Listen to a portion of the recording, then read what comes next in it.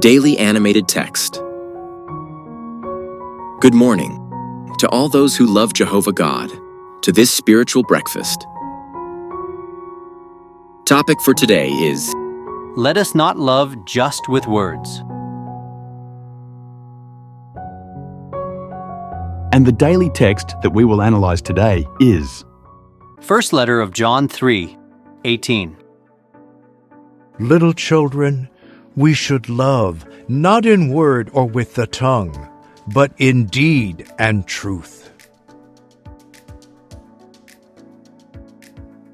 My brothers and sisters, when we know the truth of the Bible, we understand how important it is to obey God's basic requirements.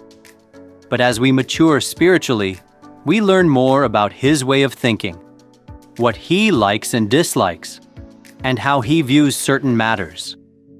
When we learn to reason like Jehovah's and allow His way of thinking to influence our actions and decisions, we demonstrate that we are making His thoughts our own. What will help us continue to make God's thoughts our own?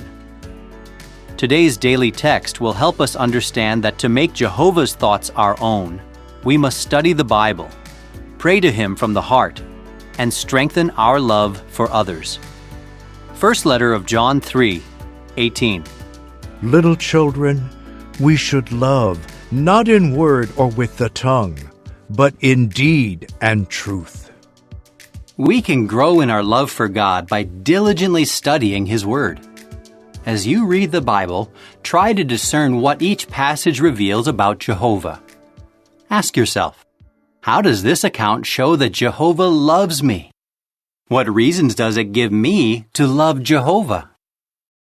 Another way we can grow in our love for Jehovah is by regularly opening our heart to Him in prayer. Jehovah, in turn, will answer our prayers. We should also grow in our love for others. Some years after his conversion, Paul met a fine young man named Timothy. Timothy loved Jehovah, and he loved people.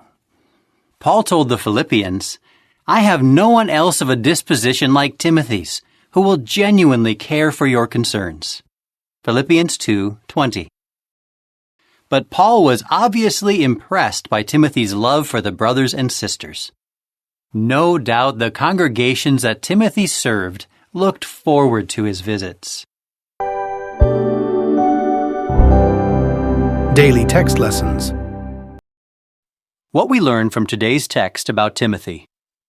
The men who led the congregation saw Timothy's progress.